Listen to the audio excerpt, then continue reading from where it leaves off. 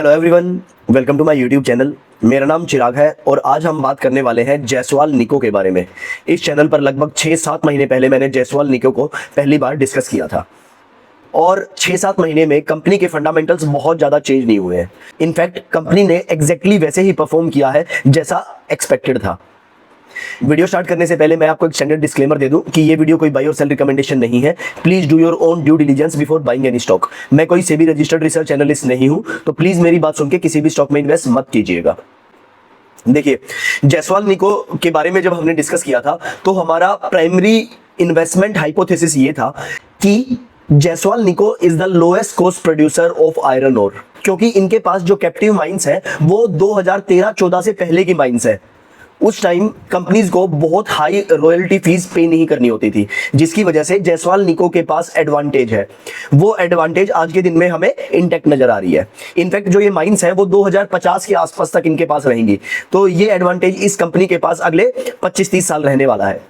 ठीक है। इसके अलावा एक बहुत अच्छी बात कंपनी के साथ हुई कि कंपनी को एनवायरमेंटल क्लियरेंस मिल गई, जिसकी वजह से इनकी जो माइनिंग कैपेसिटी है ना, जो आज के दिन में 3 मिलियन टन्स पर एनम के आसपास है, वो बढ़ के 7 मिलियन टन्स पर एनम हो गई। यानी इनकी कैपेसिटी लगभग 2 गुना से भी ज्यादा एक्सपेंड हो गई है।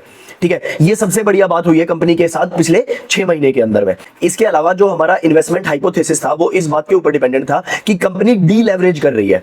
जो बहुत सारा डेट कंपनी ने ले रखा है वो आहिस्ता आहिस्ता कंपनी उतार रही है। इसके अलावा रीफाइनेंस कर रही है, यानी जो एग्जिस्टिंग डेट है उसको एग्जिस्टिंग प्लेयर से उठाकर दूसरी कंपनीज को दिया जा रहा है एक कम इंटरेस्ट रेट पर। पहले जो इनका इंटरेस्ट था 2300 करोड़ के आसपास के डेट के ऊपर, इनका जो इंटरेस्ट रेट आ रहा था वो लगभग 17% के आसपास आ रहा था। वो इंटरेस्ट रेट अब घटकर 12% के आसपास हो गया है। यानी कंपनी हर साल 100 करोड़ के आसपास का एक्स्ट्रा कैश जनरेट करेगी, क्योंकि उनको इंटरेस्ट कॉस्ट भी नहीं करनी। तो डी लेवरेजिंग और रीफाइनेंस एक बहुत बड़ा इन्वेस्टमेंट थीसिस था। FY26 में एग्जैक्टली ये इसी तरीके से प्ले आउट हुआ। However FY27 will be much interesting, क्योंकि पिछले साल में ये जो रीफाइनेंसिंग का बेनिफिट था ना, वो पूरे साल में कंपनी को नहीं मिला, लास्ट क्वार्टर में कंपनी को मिला। लेकिन 2027 पहला साल होगा जब पूरे साल के अंदर रीफाइनेंसिंग का बेनिफिट मिलेगा, यानी कैश फ्लोज एक्स्ट्रा मिलेंगे। ये कंपनी अपनी बढ़ती हुई कैपेसिटीज को देखते हुए और ज्यादा कैपिटल एक्सपेंडिचर कर रही है ताकि इनका रेवेन्यू ग्रो हो सके। ये क्या कर रहे हैं, इन्होंने 1.5 मिलियन टन पर एनम का पैलेट प्लांट का एक्सपेंशन का प्लान किया है। ठीक है, पहले जो इनकी एग्जिस्टिंग कैपेसिटी थी वो भी 1.5 थी, यानी इनकी जो एग्जिस्टिंग पैलेट प्लांट की कैपेसिटी है ना वो डबल हो जाएगी। ठीक है, एम क्या है, एम ये है कि जो हम इन हाउस माइनिंग कर रहे हैं उसको अपने प्लांट्स के अंदर ही रिफाइन करें और फिर उसके बाद बेचें, यानी बेटर मार्जिन्स कमा सके।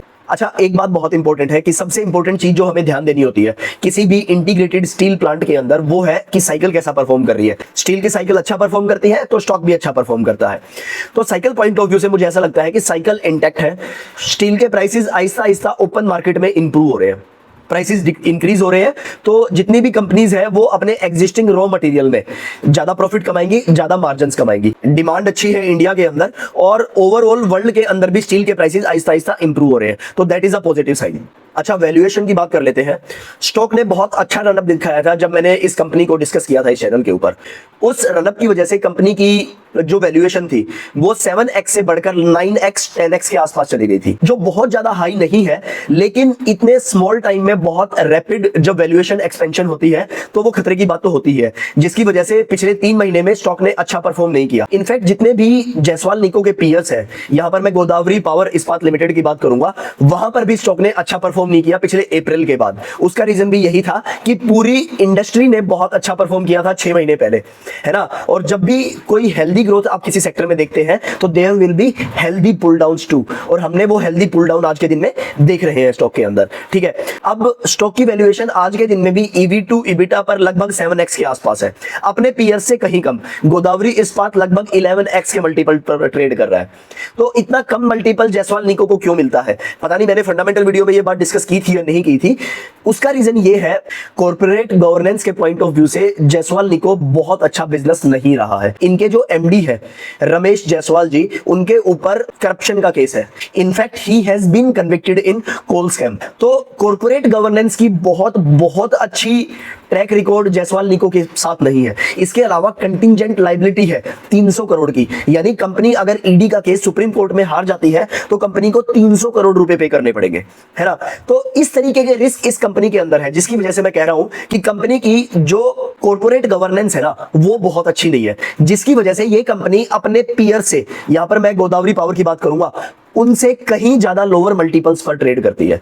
तो गोदावरी पावर अप्रैल के आसपास 15x मल्टीपल के आसपास चली गई थी, 16x मल्टीपल के आसपास चली गई थी। उस समय जो जायसवाल निको है वो 10x मल्टीपल के आसपास चला गया था। तो मेरा मानना यह है कि जायसवाल निको हमेशा डिस्काउंट पर ही ट्रेड करेगा in comparison to its peers. लेकिन हाँ, पूरा सेक्टर अगर अच्छा परफॉर्म करेगा, कंपनी एग्जीक्यूट करती रहेगी, है ना। ग्रोथ ट्रिगर्स बहुत सारे हैं, हमारा मार्जिन एक्सपेंड हो सकता है, हमारे रेवेन्यू एक्सपेंड हो सकते हैं, आप लोएस्ट कॉस्ट प्रोड्यूसर हो, साइकिल भी आपके फेवर में है। अगर वो सारे ट्रिगर्स प्ले आउट होते रहे तो स्टॉक को हो सकता है फ्यूचर में 10x का 12x का भी मल्टीपल मिल जाए। लेकिन उस समय Godavari power remember will trade at शायद 18x का मल्टीपल या हो सकता है 20x का भी मल्टीपल, है ना। अगर 12-13x के मल्टीपल से ऊपर कंपनी चली जाती है तो मुझे ऐसा लगता है वो एक रिस्की कैटेगरी हो जाएगी। उसकी बात जब करेंगे जब ऐसा होगा, ठीक है। होपफुली आपको ये वीडियो बहुत अच्छा लगा होगा। नेक्स्ट वीडियो में किसी और इंटरेस्टिंग आइडिया के साथ मिलेंगे। तब तक के लिए मेहनत करते रहिए, पढ़ाई करते रहिए, पैसा जरूर बनेगा, इतना भी मुश्किल नहीं है। Bye bye, take care and best of luck.